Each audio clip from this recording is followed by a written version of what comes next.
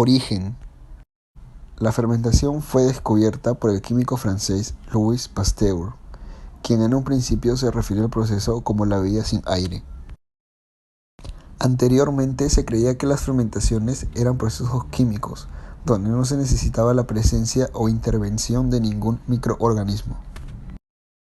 Pero Pasteur desmintió esta creencia, gracias a la ayuda del microscopio, pudiendo identificar a los microorganismos que participaban en los procesos de fermentación. ¿Qué es la fermentación? Se llama fermentación a un proceso de oxidación incompleta que no requiere de oxígeno para tener lugar y que produce una sustancia orgánica como resultado. Es un proceso de tipo catabólico, es decir, de transformación de moléculas complejas a moléculas sencillas y generación de energía química en forma de ATP. La fermentación típica es llevada a cabo por levaduras. También algunos metazoos o protistas son capaces de realizarlas. En general podríamos mencionar a las levaduras, bacterias y mohos. Conservación.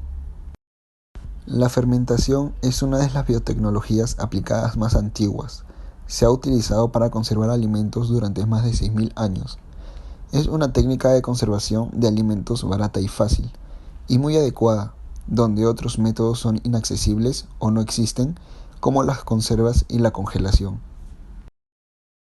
Cambios de composición. La fermentación cambia las propiedades organolépticas originales del alimento, además de las químicas. Por eso los productos fermentados siguen siendo altamente apreciados por la producción de sabores, aromas y texturas característicos. Objetivos. Luego de exponer los datos como origen, concepto, conservación y los cambios que podría ocasionar la fermentación en la composición de los alimentos, podemos decir que los objetivos principales de la fermentación son incrementar la digestibilidad del producto y proveer microorganismos beneficiosos.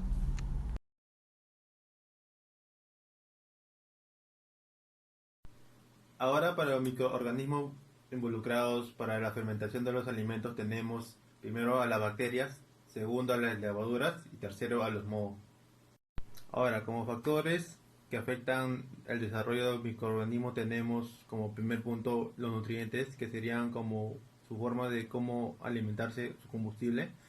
Como segundo punto tenemos el pH, si bien el pH varía dependiendo a la bacteria, levadura o moho, este gradualmente siempre son de 4.1 a 4.6. Ahora, en la temperatura debe ser una temperatura no tan fría, pero también a la vez cálida, para que pueda tener un mayor desarrollo en el impacto del producto.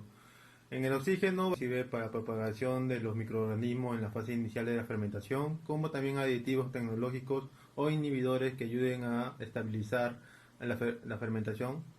Ahora, como último tenemos la actividad de agua, la cual estará considerada de 0.6 a 1 para el crecimiento microbiano de la fermentación de los alimentos.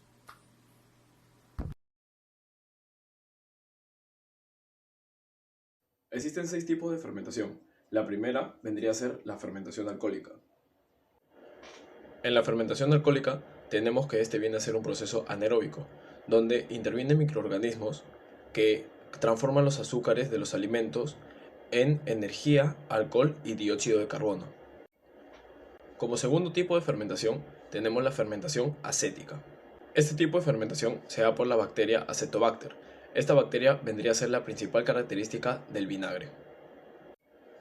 Como tercer tipo de fermentación tenemos la fermentación láctica. En este tipo de fermentación se fermenta la glucosa para obtener energía metabólica. También este tipo de fermentación es muy conocido por los quesos. Como cuarto tipo de fermentación tenemos la fermentación butírica. Este tipo de fermentación se produce a partir de la lactosa con formación de ácido butírico y gas. Como penúltimo tipo de fermentación tenemos la fermentación butanodiólica. Esta viene a ser una variante de la fermentación de los quesos, o sea, la fermentación láctica. Esta se lleva a cabo por enterobacterias que liberan dióxido de carbono y aparte generan butanodiol, que es un alcohol incoloro y viscoso. Como último tipo de fermentación tenemos la fermentación propiónica. Este tipo de fermentación es la que caracteriza al queso emmental.